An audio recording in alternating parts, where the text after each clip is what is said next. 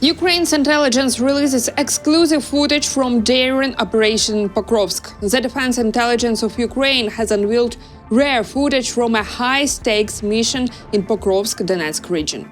The video takes viewers inside the operation from a bold, low-altitude drop straight into the combat zone to moments of close engagement on the ground. It's one of the most striking records of Ukraine's special forces in action, capturing the precision, coordination, and sheer courage of the team as they carried out their mission under extreme conditions. From inside the helicopter, the footage shows crews flying at extremely low altitude to stay out of sight of FPV drones and air defense systems. After landing, the troops immediately take up their positions and move into coordinated assault formations. Earlier media reports mentioned a special operation by Ukraine's defense intelligence in Pokrovsk, during which assault units entered areas of the city previously declared captured by the Russian forces. Today, the intelligence service has revealed the first details of that mission, showing what was really happening on the ground while the enemy was claiming control. The Timur Special Unit of the Defense Intelligence of Ukraine continues its mission in one of the most strategically essential logistics areas of the city of Pokrovsk, Donetsk region, where intense battles with Russian occupying forces are ongoing. Following a successful airborne operation, DIU Special Forces secured their designated positions, established a ground corridor, and were reinforced by additional units. Combat operations are focused on preventing the enemy from expanding its fire control over the logistics routes within the DIU's zone of responsibility. President Volodymyr Zelensky said the situation in the Pokrovsk sector remains difficult, but there is no question of Ukrainian units being encircled. President Volodymyr Zelensky has confirmed that Ukraine has deployed its domestically developed Flamingo and Ruta missiles. He also announced that the mass production of the new weapons is set to begin by the end of this year. We are already using new missiles today, such as Flamingo and Ruta. I will not tell you the quantities. We expect, as I said, mass production by the end of this year. We also have our Neptunes. Again, I won't say how many we have used. We have used different Neptunes, the Neptunes that are already in mass production. In other words, we have the regular Neptune, and there is the long Neptune, which is also performing very well. He added that a key step will be the mass production of interceptor drones, saying Ukraine aims to be making some 600 to 800 of these systems every day by the end of the autumn. Zelensky also announced the creation of 2 so-called export hubs to support joint weapons manufacture with foreign partners. He named Berlin and Copenhagen as the cities set to take on that role. The US ambassador to NATO, Whitaker, has paid his first visit to Kyiv, where he met with President Volodymyr Zelensky. During the meeting, the ambassador stressed the need to bring what he called this senseless war to an end and discussed the next steps in Ukraine's cooperation with the alliance. Good to see Ukrainian President Zelensky again, this time in Kyiv. I conveyed that this senseless war must end, and that peace, led by President Trump's efforts, is the only viable path forward. The talks with the ambassador Whitaker were held not only one-on-one format, but also with NATO representatives from the United Kingdom, Germany, France, Italy, Poland, Canada, and the Netherlands. Zelensky thanked to those countries for their continued support and for strengthening Ukraine's defense in the face of Russian aggression.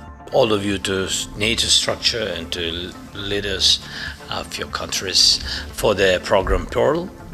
We are thankful to the United States and to President Trump personally that he didn't block this possibility to buy weapons from the United States, especially during the winter.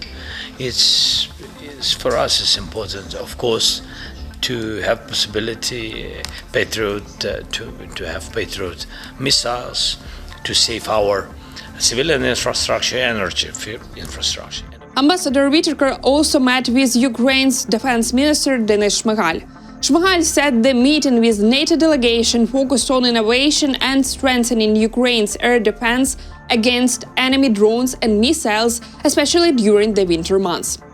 Shmyhal thanked the alliance partners for their continued support through Russia's full-scale invasion and for their involvement in the Pearl program, which helps fund US weapons supplies to Ukraine. The key topic of our meeting was Ukraine's needs for the upcoming winter. The General Staff of the Armed Forces of Ukraine and the Defense Intelligence of the Ministry of Defense provided substantive briefings to the partners. We emphasized to colleagues the priority of air defense and building layered protection, air defense missiles, interceptor drones, and radars. Today, Ukraine not only needs support, but is also ready to share its experience in building air defense with allied nations. Free skies must be reliably protected from enemy aggression. Finland's President Alexander Stubb has suggested that Volodymyr Zelensky and Vladimir Putin could find themselves at the same table as early as this November, during the upcoming G20 summit in South Africa. Stubb said such a meeting could happen before the end of the month. He noted there is no signs of imminent ceasefire or truce, but added that work behind the scenes continues. Last week, Stubb discussed the situation in Ukraine with presidents of Kazakhstan Kassym-Jomart Tokayev and Uzbekistan Shavkat Mirziyoyev. The Central Asian leaders are expected to meet US President Donald Trump on Thursday before Tokayev travels to Moscow for talks with Putin. According to Stubb, the countries of Central Asia could serve as a potential mediators between the White House and the Kremlin. He reaffirmed that Finland's stance on the war in Ukraine remains unchanged, that military and economic pressure on Russia must be increased to bring Putin to the negotiation table. If the situation develops as expected over the next 2 or 3 weeks, the G20 summit in Johannesburg may become the venue for a meeting between Putin and Zelensky. The G20 summit is scheduled to take place on November 22nd and 23rd in Johannesburg, South Africa's largest city. US President Donald Trump is not expected to attend. Instead, Vice President J.D. Vance will represent the United States at the gathering. In Russia, 2 major facilities have been shut down following a drone attack: a petrochemical plant in Bashkortostan and the Nizhny Novgorod oil refinery. The report came from Andriy Kovalenko, head of Ukraine's Center for Countering Disinformation at the National Security and Defense Council. Andriy Kovalenko said that 2 facilities, a petrochemical plant in Bashkortostan and the Nizhny Novgorod oil refinery, have halted operations following an overnight drone strike. Russian media also report power outages in the Kursk region. In the Volgograd region, a fire broke out at the Frolovskaya power station, reportedly caused by failing drone debris.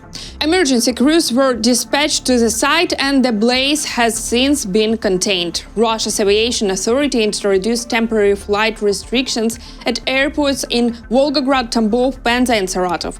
Meanwhile, the Russian Defense Ministry claimed that 85 Ukrainian drones were intercepted overnight. That's all for now. Thank you for watching and don't forget to subscribe to our channel and leave your comments below.